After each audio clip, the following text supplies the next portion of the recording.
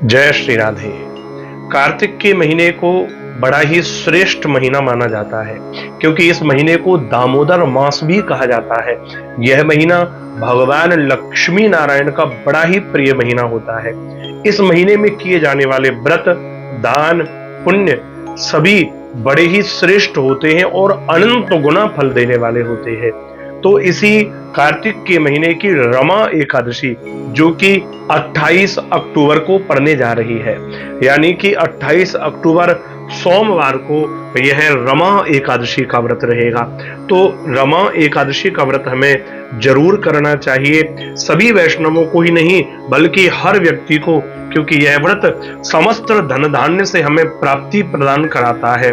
तो यह दीपोत्सव, दीप मल्लिका के उत्सव से पूर्व ही आने वाली एकादशी है, इसलिए यह अपने आप में माता लक्ष्मी और भगवान नारायण की बड़ी ही विशेष एकादशी कहलाती है। तो इस दिन हमें यह व्रत जरूर करना चाहिए और इस व्रत की एक कथा भी सुननी चाहिए, जो हम और आप लोग अभी सुनने वाले हैं। इस दिन हमें स्नान करके और निवृत्त होकर के भगवान के आगे स्वच्छ वस्त्र धारण करके और भगवान के विग्रह के समक्ष बैठ करके पूजा उपासना करनी चाहिए और ओम नमो भगवते वासुदेवाय इस मंत्र का जाप करना चाहिए और हरे कृष्ण कृष्ण कृष्ण हरे हरे, हरे राम राम राम हरे हरे इस महामंत्र का भी जाप करना चाहिए। इस दिन हमें भगवान के ही नामों का गुणगान करना चाहिए, झूठ नहीं बोलना चाहिए और व्रत के दिन हमें दिन में सोना भी नहीं चाहिए, क्योंकि शास्त्र में दिन में सोने से व्रत भंग होने के लिए लिखा गया है। तो रमा एकादशी के दिन जितना बने भगवान नाम कीर्तन करें और इस दिन हमें ऐसा कुछ भी नहीं खाना है जिससे व्रत नष्ट हो जाए। केवल फल और फलों से बने हुए पदार्थ या दूध से बने हुए पदार्थ, काली मिर्च और सेंधे नमक के अलावा कोई मसाला भी हमको उपयोग नहीं करना चाहिए। तो इस प्रकार से रात्रि में हरि कीर्तन करें और भगवान का भजन करें, यही व्रत की सबसे बड़ी महिमा है। तो इस रमा एकादशी के करने से किसको कितना पुण्य मिला, ये कथा अब हम लोग सुनने जा रहे हैं। प्राचीन समय में एक मुचकुंद नाम के भगवान के बड़े ही भगवत भक्त थे, जो कि महाराज मुचकुंद इतने बड़े राजा थे और फिर भी वह एकादशी व्रत में बड़ी निष्ठा रखते थे। महाराज मुचकुंद देवताओं में भी पूजे जाते थे, क्योंकि देवराज इंद्र के साथ मिलकर के उन्होंने देवासुर संग्राम में भी उनकी मदद करी थी। तो देवताओं के समान महाराज मुचकुंद का बड़ा साम्राज्य था, बड़ा वर्चस्व था। इनकी एक पुत्री थी जिसका नाम था चंद्रभागा, जिसका विवाह उन्होंने महाराज चंद्रसेन के पुत्र शोभन के संग में कर दिया। एक दिन यह शोभन अपने ससुराल आता है रहने के लिए। महाराज मुचकुंद एकादशी व्रत करते थे, पूरी प्रजा उनकी एकादशी व्रत किया करती थी। तो शोभन को भी एकादशी व्रत करने के लिए जब कहा गया, चंद्रभागा ने कहा कि एकादशी व्रत करो, तो ये घबरा गया कि मैं भूखा नहीं रह सकता। अरे भला मैं भूखा क्यों रहूं, मुझे व्रत नहीं करना। चंद्रभागा ने कहा कि मेरे पिता के राज्य में किसी को भी अन्न ग्रहण नहीं करने दिया जाता एकादशी के दिन, और रमा एकादशी के दिन ही आज तुम्हें व्रत करना ही पड़ेगा। वह बोला नहीं नहीं, मैं व्रत नहीं करूंगा।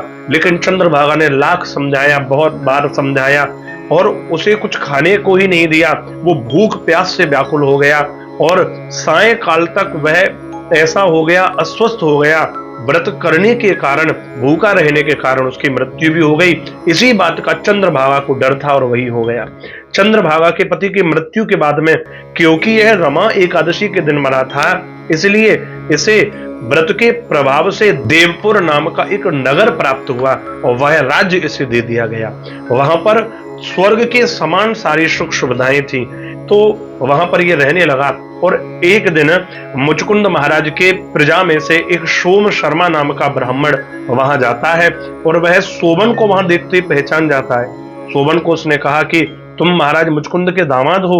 उसने कहा बिल्कुल, लेकिन मैंने अज्ञानता में रमा एकादशी का व्रत कर लिया, क्योंकि मैं तो करना चाहता नहीं था और यह व्रत मुझे मेरी पत्नी ने करवा दिया, और जब यह व्रत मैंने कर लिया तो भूख के कारण मैं मर गया और मुझे उस व्रत के प्रभाव से यह नगर, यह राज्य प्राप्त हुआ है। लेकिन हे ब्राह्मण देवता, यह अस्थिर है, स्थिर नहीं है, क्योंकि मैंने श्रद्धा पूर्वक ये व्रत नहीं किया था, जबरन मुझे कराया गया था। और अगर चंद्रभागा अपने एकादशी व्रतों के प्रभाव से चाहे तो इस नगर को मुझे सदा के लिए स्थिर प्रदान करा सकती है। सोम शर्मा ने जब सारी बातें सुनी तो वह लौटकर आए और उन्होंने यह वृतांत चंद्रभागा को बताया। चंद्रभागा ने जब ये बात सुनी तो बोली, मैं अपने पति से मिलना चाहती हूँ। तो सोम शर्मा पंडित जी उस चंद्रभागा को मंदराचल पर्वत पर लेकर के गए, जहां पर वामदेव नाम के ऋषि ने चंद्रभागा को एक दिव्य देह प्रदान किया। जिस दिव्य देह से चंद्रभागा वहां से निकली और अपने पति के पास में आई। पति ने सारी बात बताई कि मैंने उस दिन श्रद्धा नहीं थी, फिर भी यह व्रत किया, जिसके प्रभाव से मुझे यह सब तो मिल गया, लेकिन ये स्थिर नहीं है। तुम अपने व्रत के प्रभाव से इसे स्थिर कर सकती हो।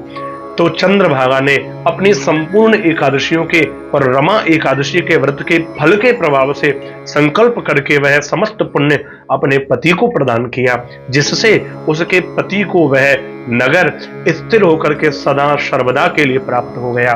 तो रमा एकादशी ऐसी एकादशी है जो तुम्हें समस्त संपदाएं, समस्त सुख प्रदान कराने वाली है, जो यहाँ ही नहीं बल्कि परलोक में भी तुम्हें सारे सुख प्रदान कराएगी। तो इसलिए एकादशी के दिन हमें रमा एकादशी के दिन, क्योंकि कार्तिक के महीने में सारे व्रत जो है वो श्रेष्ठ हैं, उसमें एकादशी का व्रत तो सबसे ही श्रेष्ठ होता है। तो एकादशी के दिन हमें दीप दान भी करना चाहिए। दीपक जला करके अपने पास के सरोवर में, किसी नदी में, तालाब में दीप प्रवाहित करके दीप दान जरूर करें। वैसे तो कार्तिक के पूरे महीने ही प्रतिदिन रोजाना ही हमें दीप दान करना चाहिए, लेकिन अगर रोज ना कर सकें तो एकादशी के दिन दीप दान जरूर करें। अगले दिन इसका पारण होगा सूर्य उदय के बाद में। द्वादशी के दिन भगवान को भोग लगाएं, चावल बनाएं और भोग लगा करके पास के किसी मंदिर में साधु संत या ब्राह्मण को भोजन कराएं या उन्हें राशन सामग्री प्रदान करके अपने व्रत को भगवान के प्रसाद को पा करके खोलें, क्योंकि भगवान के प्रसाद से ही ये व्रत खोला जाता है। और ऐसे करने से भगवान लक्ष्मी नारायण बड़े ही प्रसन्न होते हैं और सारी मनोकामनाएं पूर्ण कर देते हैं। तो आज हमने रमा एकादशी के व्रत की कथा को सुना है और रमा एकादशी के व्रत के बारे में जाना है। आगे ऐसे ही व्रत, पर्व, त्योहार और भजनों के माध्यम से हम आपसे मिलते रहेंगे। तब तक के लिए आप सभी भगवत प्रेमियों को हमारा प्यार भरा जय श्री राधे।